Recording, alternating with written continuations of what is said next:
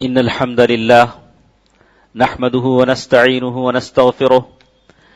ونعوذ بالله من شرور أنفسنا ومن سيئات أعمالنا من يهده الله فلا مضل له ومن يضلل فلا هادي له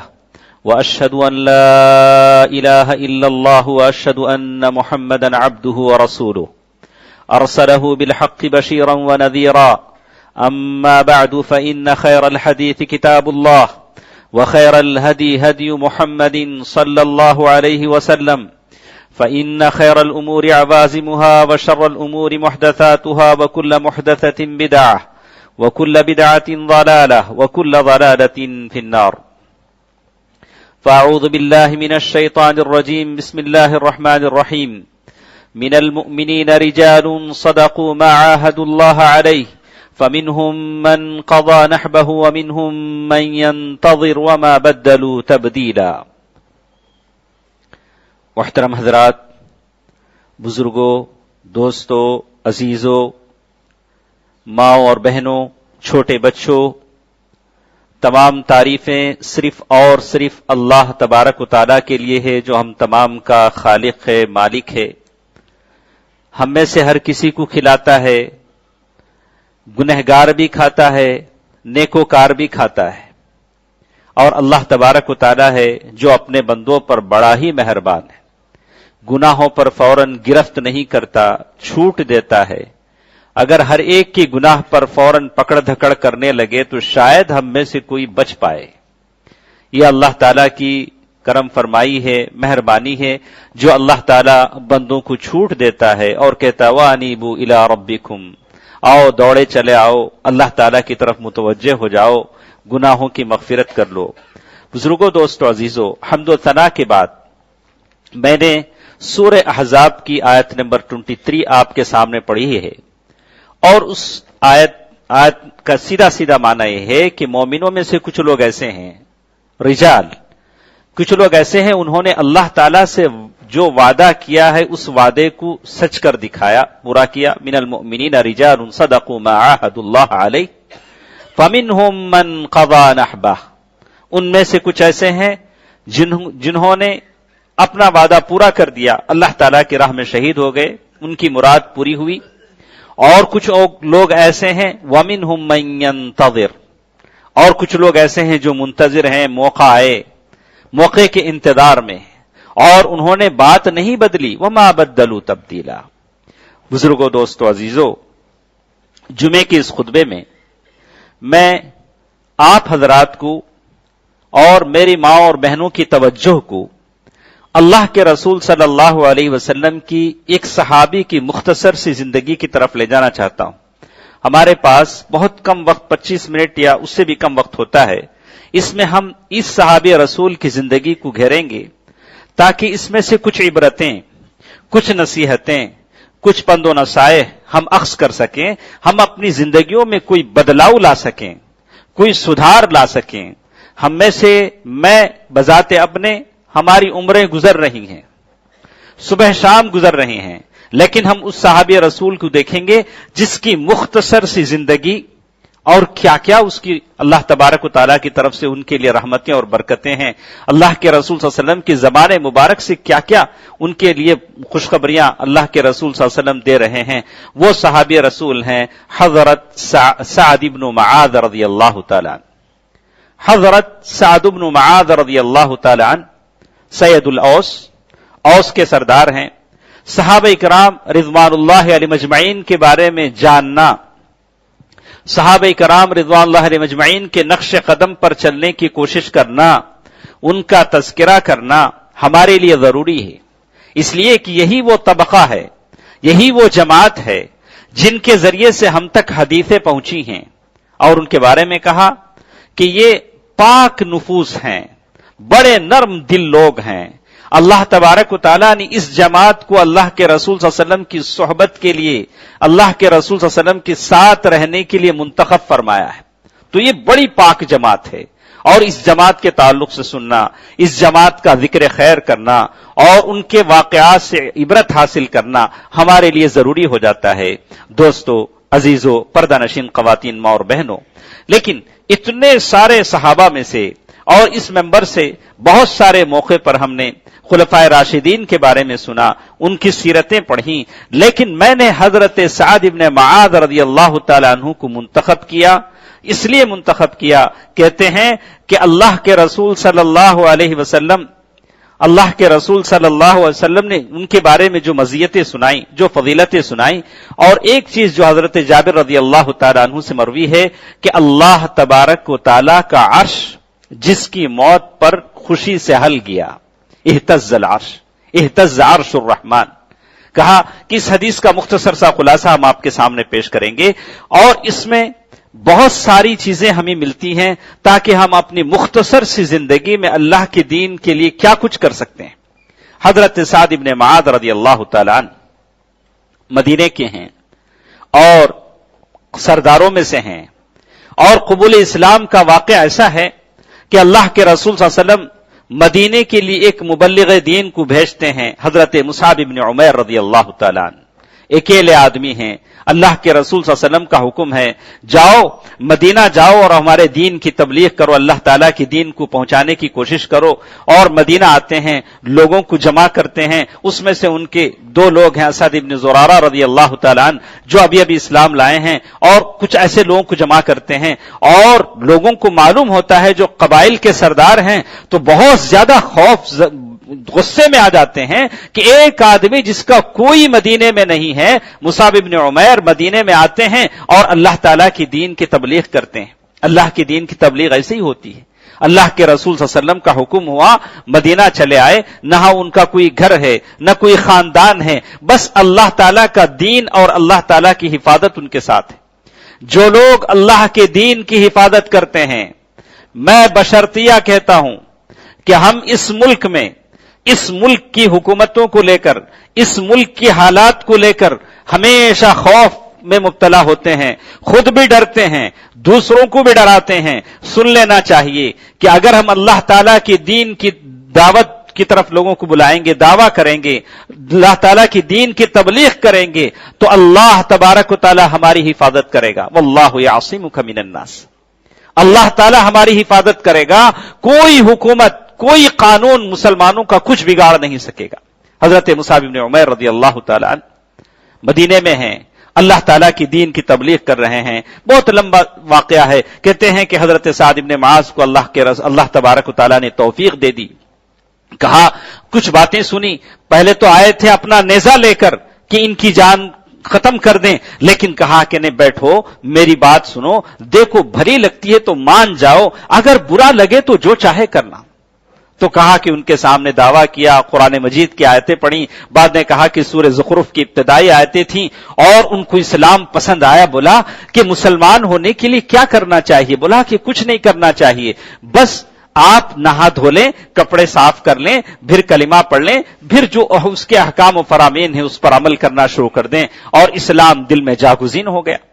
اور اسلام کا یہ اصول ہے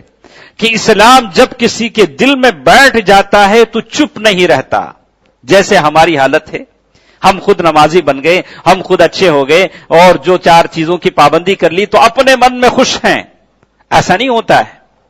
اللہ کے رسول صلی اللہ علیہ وسلم کے جو صحابہ تھے ان کا ایمان ایسے نہیں تھا۔ حضرت سعد بن معاذ رضی اللہ تعالیٰ عنہ انہوں نے کہا اور سیدھے اپنی قوم کے پاس آئے، اور اپنی قوم بنی عبد الاشہل قوم تھی، بڑی قوم کے پاس آ کر کہا ہے لوگوں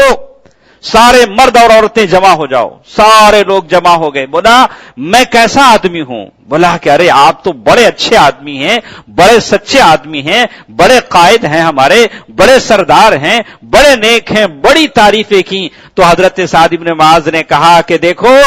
حرام، یعنی مجھ پر حرام ہے کہ میں تم میں سے کسی سے بات کروں، بات نہیں کرتا۔ بولا کیا بات ہے؟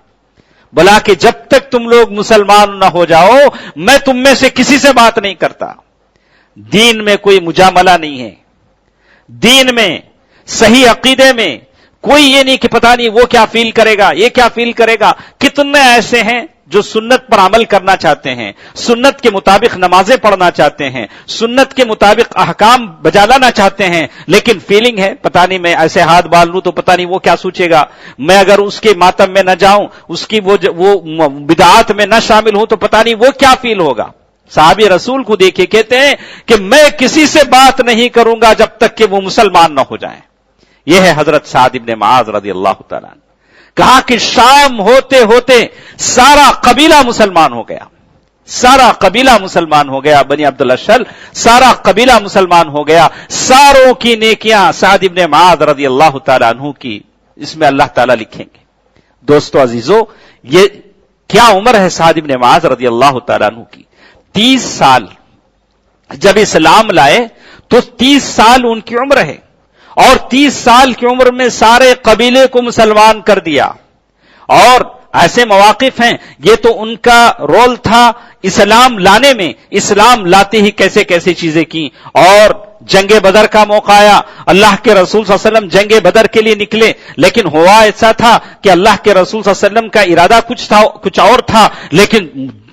کچھ ہوا اور دشمنوں سے مقابلہ کرنے کا وقت آیا۔ اللہ کے رسول صلی اللہ علیہ وسلم صحابہ سے مشورہ کرتے کہ اور کہتے کبھی مہاجرین سے کبھی انصار سے، لوگوں دیکھو مجھے رائے دو، مشورہ دو، ہم کو کیا کرنا چاہیے، واپس مدینہ لوٹ جانا چاہیے یا دشمنوں سے مقابلہ کرنا چاہیے؟ تو کبھی مقداد ابن اسود رضی اللہ تعالی مقداد ابن عمرو نے کچھ مشورہ دیا۔ اللہ کے رسول صلی اللہ علیہ وسلم بار بار انصار کی طرف دیکھتے تو حضرت سعد ابن معاذ رضی اللہ تعالیٰ نے فرمایا، اللہ کے نبی آپ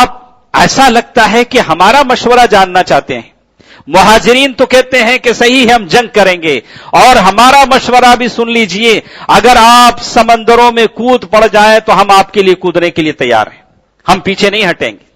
ہم پیچھے نہیں ہٹیں گے۔ یہ صحابہ کرام تھے، یہ سعد بن معاذ تھے، کہتے تھے اللہ کے نبی ہم آپ کو بیار و مددگار نہیں چھوڑیں گے، ہم آپ کے ساتھ ہیں۔ دوستو،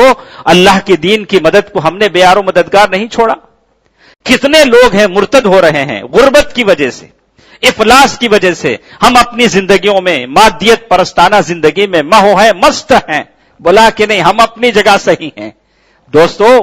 قوم کی فکر کرنی چاہیے، یتیموں کی، بیواؤں کی، بے کسوں کی فکر کرنی چاہیے۔ یہ سعد بن معاذ کو دیکھیے، اللہ تبارک تعالیٰ کے لیے جہاد میں نکلے ہیں تو یہی جوش اور جذبے کے ساتھ نکلے ہیں۔ اور اسی طرح سعد بن معاذ رضی اللہ تعالی عنہ کا ایک اور موقف آتا ہے۔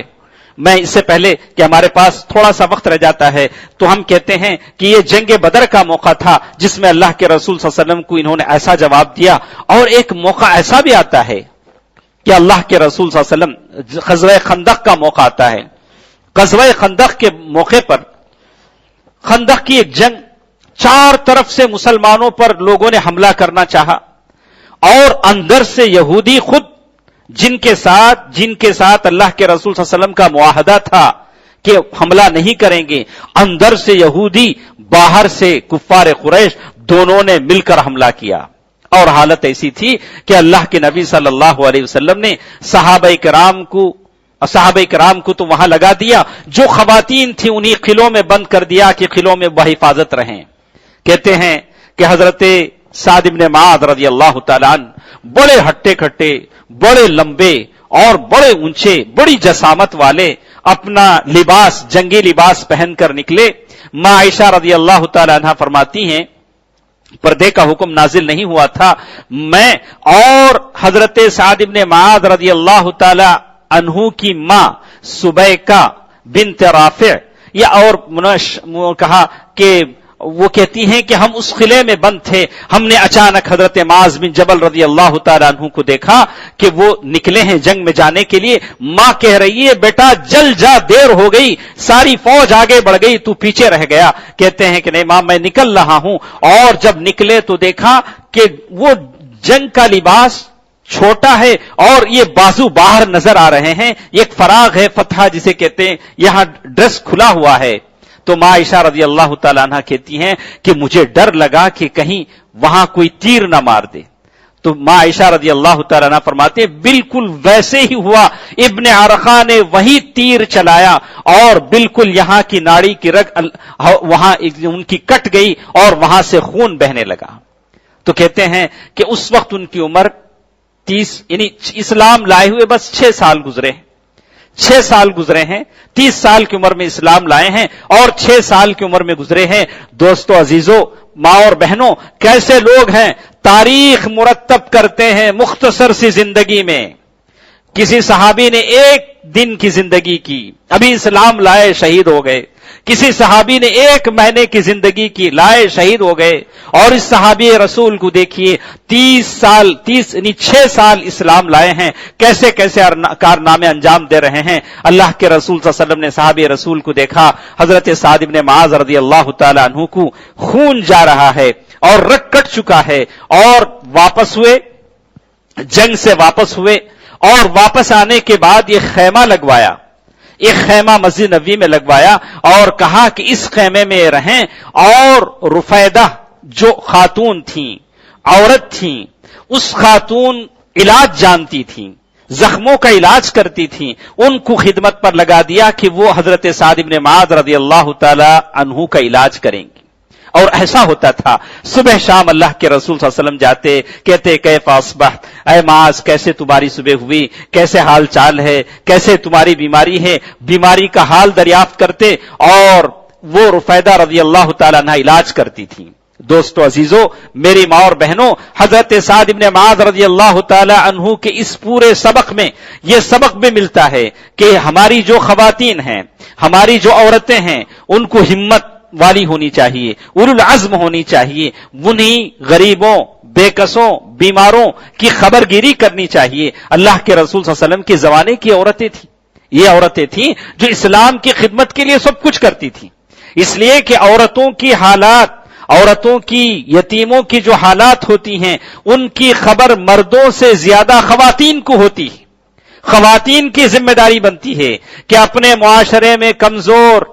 اور لاچار، غریب جو عورتیں ہیں، بیوہ جو عورتیں ہیں، یتیم جو بچیاں ہیں، ان کا خیال رکھیں، اپنے شوہروں کو اس کی طرف توجہ دلائیں، تاکہ ہمارا معاشرہ کسی کے سامنے نہ ترسے، کسی کا محتاج نہ ہو اور دین پر ثابت قدم رہے۔ یہ عورتوں کی لیے ذمہ داری بنتی ہے۔ رفیدہ رضی اللہ تعالی عنہا علاج کر رہی ہیں،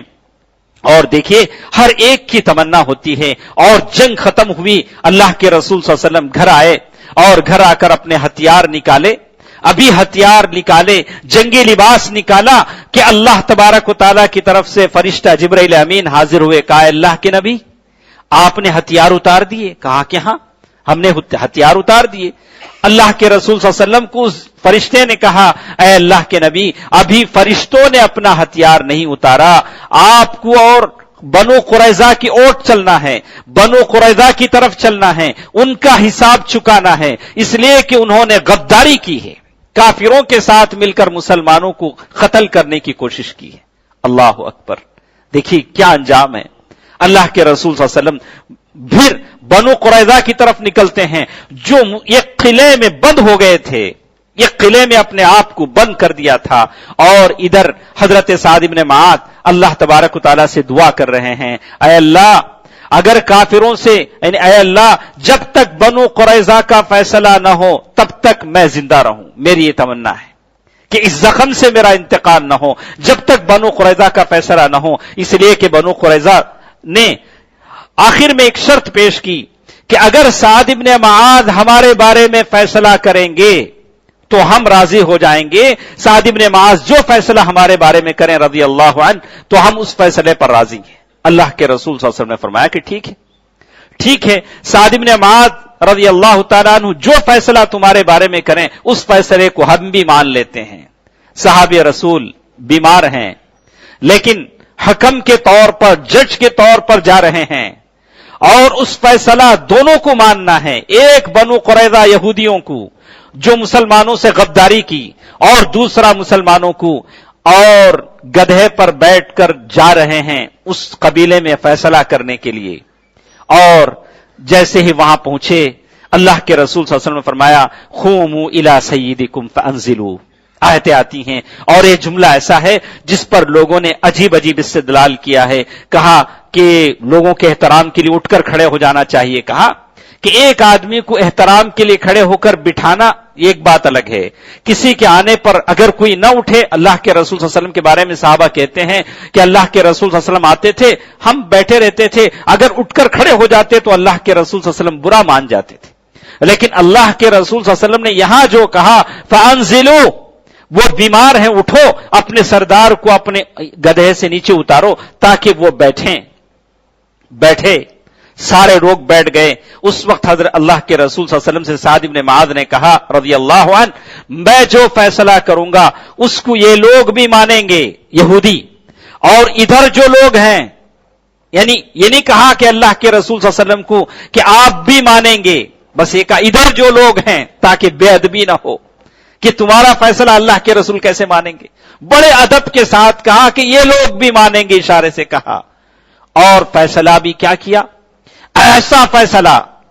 جو ساتوں آسمان کے رب کا فیصلہ تھا۔ لوگ کہہ رہے تھے کہ ارے تمہارے حلیف ہیں، تمہارے دوست ہیں، ان کے بارے میں ذرا خیال کرو، لیکن یہی بات ہے، اللہ اور اس کے رسول کی محبت سب سے مقدم ہونی چاہیے، سب سے بڑھ کر ہونی چاہیے۔ یہی کہا کہ جتنے بالغ مرد ہیں سارے قتل کر دیے جائیں، اللہ، اور یہی وہ موقع تھا۔ یہی دشمنی یہودیوں کو آج تک ہے، جیوس آج تک جو دشمنی مسلمانوں سے کرتے ہیں، یہی وہ دشمنیاں ہیں جو نکالتے ہیں۔ حضرت علی رضی اللہ تعالیٰ عنہ کہتے ہیں کہ ایک ایک رات ہم 500 یہودیوں کو لا کر بڑے بڑے گڑھے ہم نے کھودے اور ساری گردنیں ہم نے نکال دی۔ یہ سعد بن معاذ کا فیصلہ تھا رضی اللہ عنہ، ان بنو قریظہ کی یہودیوں کے فیصلے میں، اور جس کی تقلید، جس کے نقش قدم پر ہمارے بچے چلتے ہیں، ان کے بنائے ہوئے فلمیں دیکھتے ہیں، ان کے بنائے ہوئے طرز کا بال بناتے ہیں، ان کے بنائے ہوئے طرز کے کپڑے پہنتے ہیں، اور فیشن ڈیزائن کے نام پر عجیب عجیب طرح کے گانے، عجیب عجیب طرح کی یہ سارے چیزیں ہم کہتے ہیں یہ یہودیت ہے جس کی تقلید ہم کر رہے ہیں۔ اور سعد بن معاذ رضی اللہ تعالیٰ عنہ نے یہ فیصلہ کیا کہ ان کے سارے بالغ مرد قتل کر دیے جائیں، ان کے جو بچے ہیں، عورتیں ہیں، ان کو نوکر بنا لیا جائے، ان کا سارا مال مسلمانوں میں تقسیم کر دیا جائے۔ اللہ کے رسول صلی اللہ علیہ وسلم فرمایا کہ اے سعد، تم نے وہ فیصلہ کیا ہے جو ساتوں آسمان کے رب کا فیصلہ ہے۔ اور پھر وہاں سے واپس آئے، فیصلے کے بعد واپس آئے اور اللہ تعالیٰ سے دعا کیا، اللہ اگر کفار قریش سے ابھی کوئی حساب پیارے نبی کا باقی رہ گیا ہے تو مجھے زندہ رکھنا، اگر نہیں ہے تو ایسا ہو کہ اللہ مجھے اس وقت تک زندہ رکھنا۔ اور کہتے ہیں کہ اس کے بعد وہ زخم بہ پڑا اور اسی میں ان کا انتقال ہوا، اور آپ دیکھیں گے کہ اللہ تبارک و تعالیٰ نے انہیں شہادت کی موت دی۔ اسی یعنی ان کو یہ نہیں تھا کہ یہ چیز موت کی تمنا ہے، موت کی انہوں نے فرمائش کی نہیں، ان کی یہ خواہش تھی کہ اللہ یہ زخم تیرے جنگ میں شہادت، تیرے جنگ میں آیا ہے، تیرے دین کے لیے لڑتے ہوئے آیا ہے، یا اللہ ایسا ہو کہ اسی زخم کو میرے لیے موت کا بہانہ بنایا جائے۔ اسی لیے اللہ کے رسول صلی اللہ علیہ وسلم نے حدیث میں کہا وَإِن مَاتَ عَلَىٰ فِرَاشِهِ، اگر آدمی شہادت کی تمنا کرے، اگر وہ اپنی بستر پر بھی مرتا ہے تو وہ شہید ہے۔ دوستو عزیزو، حضرت سعد بن معاذ رضی اللہ تعالیٰ عنہ اسی مرض میں، اسی خون بہنے کی وجہ سے انتقال کر جاتے ہیں۔ اللہ کے رسول صلی اللہ علیہ وسلم جب جنازہ اٹھتا ہے تو لوگ کہتے ہیں اللہ کے رسول صلی اللہ علیہ وسلم جنازہ کتنا ہلکا ہے۔ اللہ کے رسول سے فرمایا کہ ارے کیا کہتے ہو، اس جنازے کی بات کیا کہتے ہو، 70,000، کہا کہ اس جنازے میں 70,000 فرشتے شریک ہیں، اور یہ جنازہ ایسا ہے جس پر اللہ تعالیٰ کا عرش، جس کی روح کی آمد کی وجہ سے ہل گیا۔ اللہ کا عرش جو سب سے بڑی مخلوق ہے، وہ کیا روح ہوگی، وہ کیا عمل ہوگا جو 6 سال کی زندگی میں انہوں نے کیا۔ آپ کی میری عمر 60 سال 70 سال ہو چکی، آپ کی دامن میں، تھیلی میں، پونجی میں کوئی ایسا عمل ہے، میرے پاس کوئی ایسا عمل ہے اللہ رب ذوالجلال کو میں پیش کر سکوں کہ اللہ یہ کام میں نے خالص تیرے لیے کیا ہے۔ ڈھونڈ کر دیکھیے، ٹٹول کر دیکھیے، آپ کے کشکول میں، آپ کے دامن میں، آپ کے تھیلی میں، آپ کے نام اعمال میں کوئی عمل ایسا ملتا ہو جس کو آپ کہہ سکیں کہ اللہ اس عمل کو میں نے تیرے لیے پیش کیا۔ لیکن آپ دیکھیں یہ سعد بن معاذ رضی اللہ تعالیٰ عنہ ہیں جن کی تعریف میں اللہ کے رسول صلی اللہ علیہ وسلم کہہ رہے ہیں، نمبر 1 اہتز عرش الرحمن لموت سعد بن معاذ، سعد بن معاذ وہ ہیں جس کی موت پر اللہ تعالیٰ کا عرش اس کی روح کی آمد کی خوشی میں ہل گیا. اور اتنی بڑی بات معمولی بات نہیں ہے، اگر آپ اسے سمجھ سکیں اتنے مختصر سے وقت میں سمجھا نہ سکوں. اور ایک موقع ایسا بھی آیا کہ کہیں سے اللہ کے رسول صلی اللہ علیہ وسلم کو مندیل، منادیل، رومال دیے گئے، کشیف دیے گئے جو بڑے عمدہ تھے، مخمل یعنی بڑے عمدہ تھے، اور صحابہ بڑی تعجب سے اسے دیکھنے لگے، الٹ پلٹ کرنے لگے. اللہ کے رسول صلی اللہ علیہ وسلم فرمایا لمنادیل سعد فی الجنہ افضل و خیر منہا. کیا بات کرتے ہو، اس رومال کو دیکھ کے خوش ہوتے ہو؟ سعد بن معاذ کو جو رومال دے گئے، جو کشیف دیے گئے، جو مندیل دے گئے، اس سے بہت بہتر ہے. اللہ کے رسول صلی اللہ علیہ وسلم بار بار یاد کرتے رہے. اور یہ سعد بن معاذ وہ ہیں جن کی موت پر آسمان والوں نے ایک دوسرے کو بشارت دی، اور پھر مرنے کے بعد، شہادت کے بعد ماں رونے لگی. اللہ کے رسول صلی اللہ علیہ وسلم نے فرمایا کل البواکی یکذبن الا ام سعد، کہا کہ ہر رونے والی جھوٹ ہوتی ہے لیکن سعد بن معاذ کی ماں جو رو رہی ہے اس کا رونا بالکل سچ ہے. یہ وہ میت ہے جس کے لیے 70,000 فرشتے کا 70,000 ملک، 70,000 فرشتے آسمان سے اترے ہیں، اور اس سے پہلے یہ فرشتے کبھی نہیں آئے تھے. مرے تو ایسے مرے. کتنے لوگ ہیں بڑی بڑی زندگیاں لے کر دنیا میں آتے ہیں لیکن جاتے ہیں فما بکت علیہم السماء والارض، نہ تو ان پر آسمان روتا ہے نہ تو زمین روتی ہے، جیسے آئے ویسے جاتے ہیں. دوستو عزیزو، اسی لیے کہتے ہیں امام احمد، امام ترمذی نے ایک حدیث روایت کی ہے عبداللہ بن بشر رضی اللہ تعالیٰ عنہ سے، حدیث صحیح ہے، کہا کہ من طال عمرہ وحسن عملہ، بہتر آدمی وہ ہے جس کی عمر لمبی ہو اور عمل اچھا ہو، اور سب سے بدترین آدمی وہ ہے جس کی عمر لمبی ہے عمل اچھا نہیں ہے. اللہ تبارک و تعالیٰ سے ہم دعا کرتے ہیں کہ اللہ تبارک و تعالیٰ ہمیں ایسی توفیق دے کہ ہم ان صحابہ کی سیرتوں کو پڑھیں اور اس نقش قدم پر چلنے کی کوشش کریں. اور آخر میں ایک بات سن لیں، کہتے ہیں ما كان احد اشد فقدا على المسلمين بعد رسول الله وصاحبيه من سعد بن معاذ رضی اللہ تعالی عنہ. مسلمانوں کو کسی کی موت پر اتنا افسوس نہیں ہوتا تھا جتنا حضرت سعد بن معاذ رضی اللہ تعالیٰ عنہ کی موت پر افسوس ہوا. اللہ کے رسول صلی اللہ علیہ وسلم اور صاحبین کے بعد سعد بن معاذ رضی اللہ تعالیٰ عنہ کو لوگ ہمیشہ یاد کرتے رہے. میں اپنی بات ختم کرتے ہوئے جتنے ہمارے نوجوان ہیں، نوجوان مرد و خواتین ہیں، کہوں گا کہ ہماری زندگی میں کوئی رد و بدل لائیں، زندگی کا محاسبہ کریں. مادیت پرستانہ زندگی نے ہمیں نابینا کر دیا ہے، ہمیں اندھا کر دیا ہے. روز صبح شام ہوتی ہے، یوں ہی عمر تمام ہوتی ہے. کوئی خاص بدلاؤ لائیں اور ایسا عمل کریں تاکہ اللہ سبحانہ و تعالی کا دین سر بلند ہو، اللہ کے رسول صلی اللہ علیہ وسلم کی سنتیں زندہ ہوں. اللہ تبارک و تعالیٰ سے دعا ہے کہ اللہ تبارک و تعالیٰ ہم جو سنتے ہیں اس پر مجھے اور آپ کو عمل کرنے کی توفیق دے. اے الہ العالمین، ہم میں سے جو کمزور ہیں، لاغر ہیں، اے اللہ تو انہیں قوی بنا، طاقتور بنا. ہم میں سے جو بیمار ہیں انہیں شفائے عاجلہ عطا فرما، شفائے کاملہ عطا فرما. اے الہ العالمین، ہم میں سے جو قرض دار ہیں ان کے قرضوں کی ادائیگی کا ذریعہ فرما دے. اے الہ العالمین، ہم تمام کے مرحومین کو بخش دے، انہیں جنت الفردوس میں جگہ عطا فرما دے. اے اللہ ہم میں سے جو غریب ہیں، محتاج ہیں، اے اللہ انہیں غنی بنا دے. آمین. صدق اللہ العلی العظیم ونفعنی وإیاکم بالآیات وذکر الحکیم. انہ تعالی جواد ملک کریم والرؤوف الرحیم.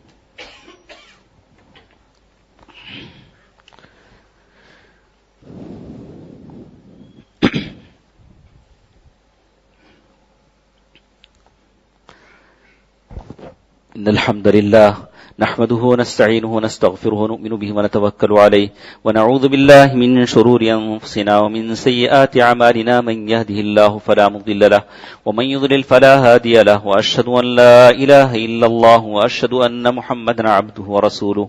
أرسله بالحق بشيرا ونذيرا. أما بعد فإن خير الحديث كتاب الله وخير الهدي هدي محمد صلى الله عليه وسلم فإن خير الأمور عوازمها وشر الأمور محدثاتها وكل محدثة بدعة وكل بدعة ضلالة وكل ضلالة في النار. فأعوذ بالله من الشيطان الرجيم. بسم الله الرحمن الرحيم. إن الله وملائكته يصلون على النبي يا أيها الذين آمنوا صلوا عليه وسلموا تسليما. اللهم صل على محمد وعلى آل محمد كما صليت على إبراهيم وعلى آل إبراهيم إنك حميد مجيد. اللهم بارك على محمد وعلى آل محمد كما باركت على إبراهيم وعلى آل إبراهيم إنك حميد مجيد. اذكروا الله يذكركم وادعوه يستجب لكم ولذكر الله تعالى وأولى وعز وجل وأتم وأهم وأكبر.